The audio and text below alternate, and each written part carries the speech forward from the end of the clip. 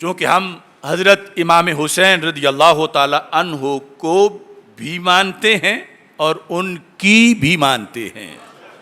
معجم کبیر جلد نمبر 3 صفحہ نمبر 128 اور اس میں روایت نمبر 2899 سند کے ساتھ انہوں نے لکھا، سند پہنچتے پہنچتے امام سیدنا امام زین العابدین رضی اللہ تعالی عنہ تک پہنچی۔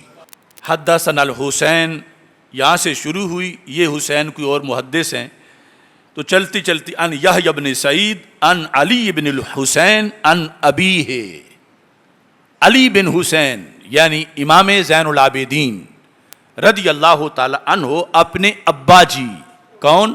حضرت امام حسین رضی اللہ تعالی عنہ ان سے روایت کرتے ہیں۔ اب آیا فرمان امام حسین رضی اللہ تعالی عنہ کا، وہ ایک فتویٰ دے رہے ہیں اور فتوے میں کوٹ کر رہے ہیں فرمان رسول صلی اللہ علیہ وسلم کو۔ قیامت تک کے محبین کو ایک پیغام دیا، لفظ کیا ہیں؟ فرمایا احبونا بحب الاسلام، اے ہمارے مریدو محبو اور قیامت تک رسول پاک صلی اللہ علیہ وسلم کے غلاموں، ہم اہل بیت سے اسلام والا پیار کرنا۔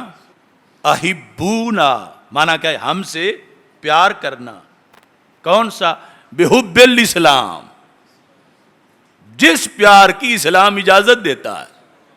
اب امام حسین رضی اللہ تعالی عنہ خود دو قسمیں پیار کی بتا رہے ہیں، مطلقاً نہیں کہہ رہے احبونا ہم سے پیار کرو، ساتھ شرط لگا رہے ہیں اسلام والا کرو۔ تو کتنی بصیرت تھی ان کی، اور اس وقت بھی ایسے لوگوں کا ان کو سامنا تھا جو ان کی محبت کی آڑ میں شریعت کی حدیں پھلانگ رہے تھے۔ کبھی اہل بیت اطہار کے افراد کو نبیوں سے افضل کہنا، کبھی معاذ اللہ اللہ سے بھی افضل کہہ دینا، کبھی رسول اللہ صلی اللہ علیہ وسلم سے افضل کہہ دینا۔ تو امام حسین نے کہا ہوش کر کے ہم سے پیار کرنا، وہ پیار جو اسلام کی تعلیمات کے عین مطابق ہے، ہم سے وہ پیار کرنا۔ اب کیا امام حسین رضی اللہ تعالیٰ عنہ پر بھی کوئی فتویٰ لگا سکتا ہے معاذ اللہ کہ لوگوں کو آل بیت کی محبت سے روک رہے ہیں؟ بات تو وہی ہے جو ہم کرتے ہیں، تو ہم پر لوگ فتویٰ لگاتے ہیں۔ امام حسین کہتے ہیں ہر پیار مقبول نہیں، شرعی پیار مقبول ہے۔ احبونا بحب الاسلام، اگر کوئی شریعت سے بغاوت کر کے، بد عملی کر کے، بد اعتقادی کر کے ہم سے پیار کرتا ہے، وہ پیار نہیں، وہ ہم سے دشمنی ہے۔ لفظ یاد کرو، احبونا بحب الاسلام، احبونا بحب الاسلام۔ اب اس کی دلیل کیا دی امام حسین رضی اللہ تعالیٰ عنہ نے؟ یعنی شریعت حاکم ہے، اگرچہ ہم دینست حسین بھی کہتے ہیں، لیکن یہ نہیں کہ ان پر شریعت کے احکام لاگو نہ ہوں۔ تو امام حسین رضی اللہ تعالیٰ عنہ بھی محتاج تھے کہ جو بولا ہے میں اس کو حدیث سے ثابت کر کے بتاؤں۔ تو کیا فرمانے لگے؟ کہتے ہیں فَإِنَّ رسول اللہ صلی اللہ علیہ وسلم قال۔ اب یہ بھی پیغام ہے، لوگ کہتے ہیں آج ہم ان کالے لفظوں کے محتاج نہیں ہیں، ہم ویسے ہی پڑے ہوئے ہیں۔ جتنا کوئی ان پڑھ زیادہ ہے اتنا خدا رسیدہ زیادہ بنا ہوا ہے، اور ایک کثیر تعداد ہے صاحبزادوں کی، جب ان کے پڑھنے کا وقت تھا تو پھر اس وقت عیاشیاں کرتے رہے، اور آج چاہتے ہیں کہ خطابت ہم کریں اور دین ہم بیان کریں۔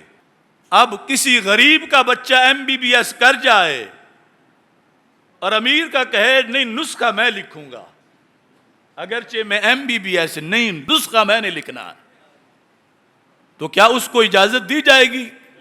اب اس میں ہمارا کیا قصور ہے؟ چاہیے تھا ان کے والدین کو ان کے باندھ کو بھی پڑھاتے۔ اب وہ بولتے ہیں سٹیجوں پر اور نیا کٹا کھولتے ہیں، اور کہتے ہیں آج تک ہم نے تجھے سنا ہی نہیں. میں کہتا ہوں کتاب تمہارے گھر آ کے تمہارے کان میں بتاتی. تم کس مدرسہ کے فارغ التحصیل ہو؟ تم نے 10 سال کہاں لگائے ہیں؟ تم نے تخصص کہاں کیا ہے؟ اور جب ہم یہ حقیقت کا آئینہ دکھائیں تو کہتے ہیں جلالی ہمارا ادب نہیں کرتا. تو میں کیا کروں؟ حضرت سیدنا امام حسین رضی اللہ تعالی عنہ آپ نے اس مسئلے پر حدیث سے دلیل دی. فرمایا اللہ کے رسول صلی اللہ علیہ وسلم نے فرمایا ہے لا ترفعونی فوق حقی. وہ نبیوں کے سلطان، وہ سب سے افضل نبی، وہ ختم المرسلین، وہ تیرے تو وصف عیب تناہی سے ہیں بری. حیران ہوں میرے شاہ کیا کیا کہوں تجھے. وہ فرما رہے ہیں لا ترفعونی فوق حقی، جو میرا حق ہے اس سے بلند مجھے بیان نہ کرنا. اور وہ حق کیا ہے؟ بعد از خدا بزرگ توئی قصہ مختصر. لیکن امت کو بتا کے گئے کہ میری محبت میں تم حدیں پھلانگتے جاؤ تو تم میرے نہیں کسی اور کے ہو. تو امام حسین کہتے ہیں جب نانا جی اپنے بارے میں یہ فرما گئے تو حسین نے نانا جی کے نقشے قدم پہ چلنا ہے. اب آگے حدیث کا حصہ باقی ہے. فرمایا فإن اللہ تعالی، اب سرکار دو عالم صلی اللہ علیہ وسلم نے جو فرمایا کہ مجھے جو میری شان ہے وہ بہت بڑی ہے، عقلوں سے ورا ہے، اس سے اوپر مجھے نہ کہو کہ کہیں مجھے تم ان کی طرح، کرسچن کی طرح ابن اللہ کہنا شروع کر دو معاذ اللہ، یا اللہ کہنا شروع کر دو. ہرگز اجازت نہیں. اور سرکار نے پھر آگے دلیل دی اللہ کے لحاظ سے. یہ ہے فکر کربلا. یہ نہیں کہ گھر میں کوئی چکی رکھی ہوئی ہے شریعت بنا بنا کے دے رہے ہیں. فَإِنَّ اللَّهَ تعالی اتخذنی عبدا قبل ان یتخذنی رسولا. فرمایا رب نے مجھے عبد پہلے بنایا ہے، رسول بعد میں بنایا ہے. اگرچہ وہ عالم ارواح میں عبدیت کا اطلاق بھی ہوتا رہا، رسالت کا اطلاق بھی ہوا. حضرت آدم علیہ السلام کی تخلیق ابھی مکمل نہیں ہوئی تھی کہ ہمارے آقا علیہ السلام کو نبوت مل چکی تھی، اور بوقت ولادت ساری صلاحیتیں نبوت کی پوری تھیں.